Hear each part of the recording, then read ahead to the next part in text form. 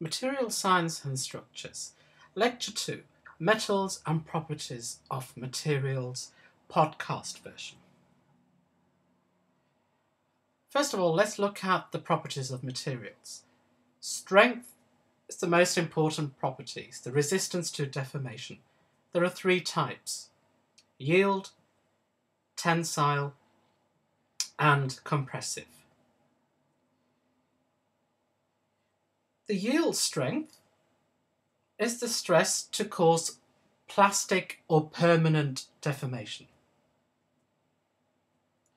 Tensile strength is a stress required to cause fracture, which we'll see later in figure 5. This is fracture in tension. Compressive strength is a stress required to cause fracture in compression. The units are newtons per millimetre squared or megapascals. Here you can see by clicking on the link a video of a tensile test, how it's conducted, etc. Here is figure 5, stress-strain graph for a typical steel sample. Here we have the yield point. This separates the graph into two entities: linear part, which is the safe part, and the non-linear part, which is not safe, where the material has been permanently deformed. This point here gives a value which corresponds to the strength of the material. This is the maximum load that the material can take. It's known as the UTS and is measured in newtons per millimetre squared. Let's just confirm the difference between tension and compression. In tension, we are pulling the material apart. In compression, we are squeezing it until it fails. So that is strength. Next, let's look at hardness. Hardness is the resistance to indentation, and it's proportional to the strength of the material. Next is ductility. This is how easy it is to permanently deform a material. Measured as the strain to failure, is calculated as change in length over original length, which is delta L over L. Ductility has no units. On the next slide, we can see a typical ductile and brittle material.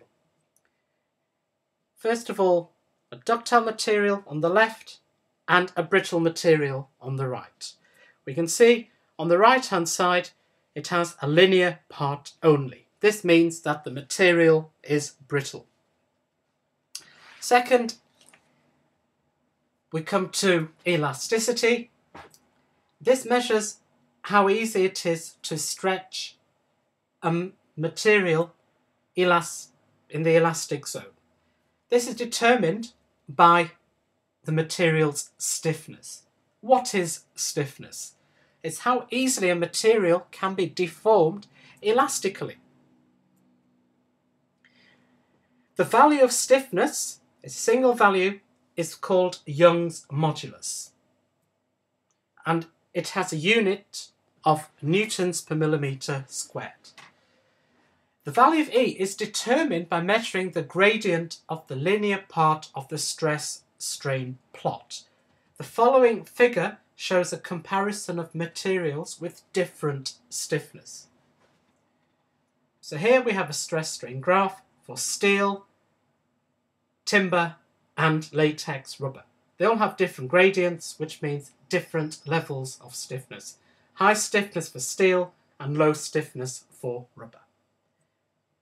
Next is durability. This is essentially how long a material will last. And examples are steel, gold, concrete, etc. Next, we come to metals. Metals are classified under two categories: ferrous and non-ferrous. Ferrous are based on iron, which means it contains about more than 50%, and non-ferrous are not based on iron. 1 times 10 to the power 9 tons of metal is produced every year. 90% is iron and steel, which is ferrous, and 10% is non-ferrous. Let's look at ferrous materials first, or ferrous metals. Example is steel, which is essentially iron plus a little bit of carbon. Cast iron is again iron with a bit of carbon, but it contains a lot more carbon than steel. Wrought iron is essentially pure iron, but it is not frequently used nowadays. Stainless steel is iron, carbon, and quite a lot of nickel, which provides a protective film. However, it is very expensive. What are the properties of steel? It's strong and cheap, it's very stiff, it's very strong in tension, very ductile, not resistant to wet corrosion, it's very dense and not very fire resistant. What effect does carbon have on steel? Here we have a load extension graph of 4 different types of steel. We can see the high carbon steel has high strength, low ductility. However, the low carbon steel has low strength, high ductility. So to achieve the best of both worlds, we would need about 0.4–0.5% carbon. Therefore, the effect of carbon on steel is that it increases strength, it increases yield strength, it makes it harder, and it reduces ductility. One thing it does not affect is the stiffness or the Young's modulus. Next, non-ferrous metals come to titanium. It's a stronger steel, it doesn't corrode, it's half as light, and is very ductile. But because it is so expensive, it's got limited application to high-risk areas, for example, aeroplane engines, etc. Otherwise, if it was cheap, it would be used instead of steel. Next, aluminium. Aluminium is very light, is very ductile. It's also very flexible. It can be rolled and shaped. It's corrosion resistant. However, it is not very stiff and it has a low melting point. As a result, it has poor fire performance and therefore can't be used structurally in a building. Next is lead. It's mainly used in roofing and cladding. It's quite heavy. It is alloyed with tin to form solder, which is used extensively in electrical and plumbing joints, and it can be bent and folded without failing. It also has a very low melting point. Next, copper and copper alloys is used mainly for plumbing, pipes and fittings, for example, radiators. It has excellent corrosion resistance. It's alloyed with zinc to give brass and alloyed with tin to give bronze. Both are used extensively in plumbing and electrical fittings.